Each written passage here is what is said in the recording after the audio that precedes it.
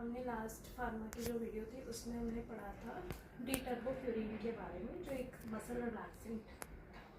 ठीक है, अब हम उसी ड्रग्स की नेक्स्ट क्लास के बारे में पढ़ेंगे, डिपोलराइजिंग ब्लॉकर्स। ठीक है, इनका मैकेनिज्म ऑफ एक्शन हमें क्या क्या पढ़ना होता है? Mechanism of action, pharmacokinetics, right, और फार्माकोलॉजिकल एक्शंस, एडवर्स रिएक्शन, यही 4 चीज़ें पढ़नी है। तो सबसे पहले अगर हम बात करें डिपोलराइजिंग ब्लॉकर्स की, इनका भी सेम मैकेनिज्म ऑफ एक्शन है जो डिटर्बोफ्यूरिन का था, कि वो निकोटिनिक रिसेप्टर से जाके लग गया और फिर उसने एक कंपाउंड बना लिया, तो उसने क्या किया, एसीएच की एक्टिविटी को डिक्रीज कर दिया। सेम इसका है कि निकोटिनिक रिसेप्टर पे बाइंड होगा, ये स्केलेटल मसल को डिपोलराइज कर देगा। ठीक है, और इसका ये जो कंपाउंड बनाता है, सक्सिनाइलकोलिन इज द एग्जांपल, ये जो कंपाउंड बनाते हैं after combining with the nicotinic receptor, वो क्या होता है, वो स्लोली ब्रेक डाउन होता है। तो इसका जो रिएक्शन होता है वो थोड़ा लॉन्गर टाइम के लिए होता है और फ्लैसिड पैरालिसिस को ये भी कॉज कर सकता है। ठीक है, अब हम बात करते हैं इसके फार्माकोलॉजिकल एक्शंस की। तो क्या होता है कि हम सबसे पहले तो इसको ओरली नहीं दे सकते। क्यों? क्योंकि लिवर में जाके बाईपास कर जाएगा या डाइजेस्ट हो जाएगा, तो इस वजह से हम इसे आईवी या आईविन देते हैं। तो फार्माकोलॉजिकल एक्शन में अगर मैं बात करूँ तो स्केलेटल सिस्टम पे क्या होता है कि हमने इसे आईवी दिया, आईवी मतलब इंट्रावेनसली हमने इसको दिया, तो उससे क्या होगी, ट्विचिंग होगी और 5 से 10 मिनट में इसका इफेक्ट लास्ट करेगा। अब हम बात करते हैं सीवीएस पे क्या होगा। सीवीएस यानी कि कार्डियोवास्कुलर सिस्टम में सबसे पहले इसका हाइपरटेंशन होगा, then tachycardia, later on it leads to hypotension and bradycardia. Trachycardia is increase of heartbeat and bradycardia is decrease of heartbeat या heart rate beats per minute. इसके बाद अगर हम बात करें हाइपरकैलेमिया, क्या होता है, कैल्शियम रिलीज बढ़ जाता है सेल के अंदर, पोटेशियम का रिलीज होना बढ़ जाता है, जिसकी वजह से क्या होता है, इंट्रासेलुलर प्रेशर हमारा बढ़ जाएगा। उसके बाद हम इसके फार्माकोकाइनेटिक्स की बात करें तो ये भी शॉर्ट एक्टिंग है, एज आई सेड कि इसका जो इफेक्ट है वो 5 से 10 मिनट रहता है। ठीक है, और hydrolyse easily, it get easily hydrolyse. क्या हम ये पहुंचाएंगे, सबसे पहला है हाइपरकैलेमिया कि पोटेशियम हमारा बढ़ गया और क्या हो गया, transient intracellular pressure of cell increases.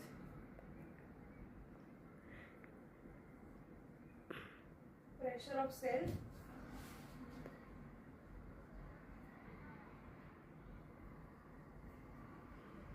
increases, right? Now let us another one, that is cardiac arrhythmias. As I said, initially क्या होता है, हमारा hypertension ये कराता है। ठीक है, जब हम नॉन डिपोलराइजिंग ब्लॉकर्स देते हैं तो हाइपरटेंशन होगा, ट्रैकीकार्डिया होगा पहले,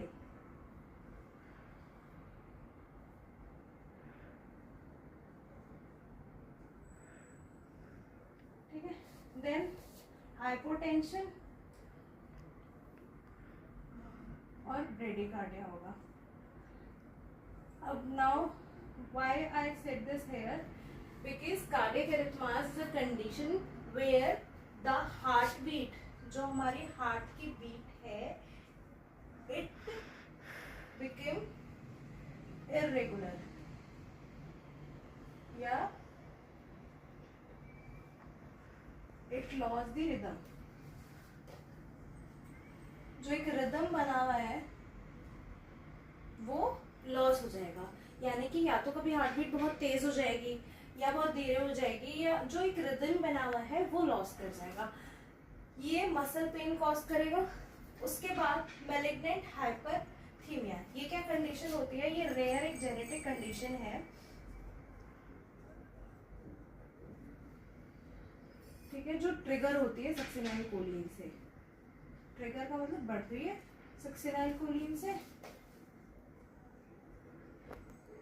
इसमें क्या रहेगा, इंसान को फीवर रहेगा, साथ ही साथ मसल की रिजिडिटी रहेगी, मसल जो रहेगी हमारी वो रिजिड हो जाएगी। ठीक है, अब हम इसकी बात करें तो एनेस्थीसिया से पहले हम इसे दे देते हैं ताकि मसल थोड़ी रिलैक्स हो जाए। स्पास्टिक डिसऑर्डर्स यानी कि इनवॉलेंट्री मसल जो हमारी है, ये क्या होता है, इनवॉलेंट्री मसल्स हमारी स्पाज्म में रहने लगती है, तो उस कंडीशन में हम इनको देते हैं। अब हम बात करते हैं कि अब हमें दूसरी क्लास पढ़नी है सेंट्रली एक्टिव। उससे पहले हम इसको रिवाइज कर लेते हैं। सबसे पहले हमने पीएनएस पढ़ा था कि पीएनएस होता क्या है, ठीक है। उसकी क्लासेस ऑफ ड्रग्स हमने पढ़ी थी। पीएनएस जो हमारी सिग्नल को ब्रेन से बाकी बॉडी पार्ट्स तक यानी कि लिम्स तक लेके जा रहा है, दैट इज हमारा पीएनएस, ठीक है।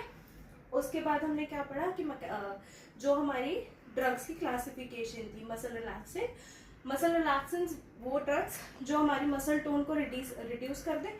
उसके बाद हमने क्या पढ़ा, उसकी क्लासिफिकेशन पढ़ी थी। उसमें से हमने दो मेनली पढ़ लिए हैं, नॉन डिपोलराइजिंग ब्लॉकर और depolarising blocker.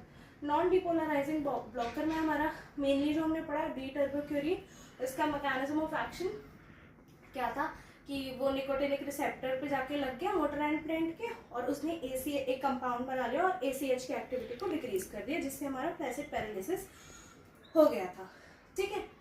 Mainly mechanism of action ही हो गया। Then we go with the pharmacokinetics कि उसने क्या क्या इफेक्ट डाला।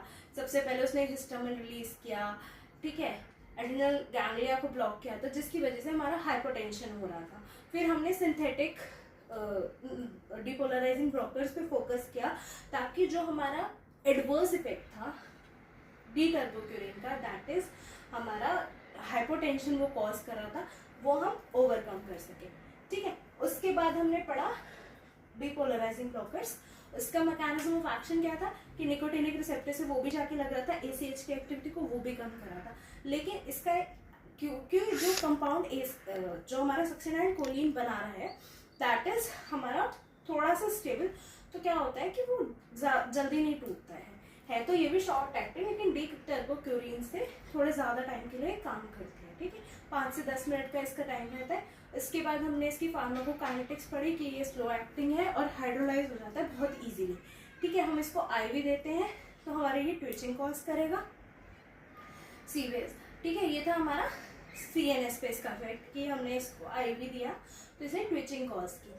इसके बाद हमारा नेक्स्ट आता है कि इसका इफेक्ट हमारा CVS पे क्या होगा। एज आई सेड कि पहले ट्रैकीकार्डिया होगा, हाइपरटेंशन होगा इनिशियली, देन इट्स फिर धीरे धीरे क्या होगा कि ये जो हाइपरटेंशन हो रहा था ये हाइपोटेंशन और ब्रेडिकार्डिया में बदल जाएगा। अगर हम इसकी हाई डोसेज देंगे तो तब हमारा कार्डियक अरिथमास भी हो सकता है। उसके बाद हमने इसके जो फार्माकोकाइनेटिक्स में पढ़ा था कि हाइपरकैलेमिया होगा, एडवर्स रिएक्शन भी सेम है कि हाइपरकैलेमिया होगा, कार्डियक अरिथमास हो जाएंगे, मसल पेन हो जाएगा, मैलिग्नेंट हाइपरथीमिया हो जाएगा। ये आप याद रखिएगा कि कार्डियक अरिथमास क्या होता है कि हमारी जो हार्ट बीट का रिदम है वो लॉस हो गया, इरेगुलर हो गई है, या तो बहुत तेज चल रही है या बहुत धीरे चल रही है। मैलिग्नेंट हाइपरथीमिया क्या है, रेयर जेनेटिक कंडीशन है जिसमें हमारी मसल जो है वो रिजिड हो जाती है। उसके बाद हमने इसके यूजेस पढ़े कि हम एनेस्थीसिया से पहले देते हैं, या फिर कोई स्पास्टिक डिसऑर्डर है यानी कि हमारी इनवॉलेंट्री मसल्स जो है वो स्पाज्म में जा रही है ऑटोमेटिकली, तब हम इसको देंगे।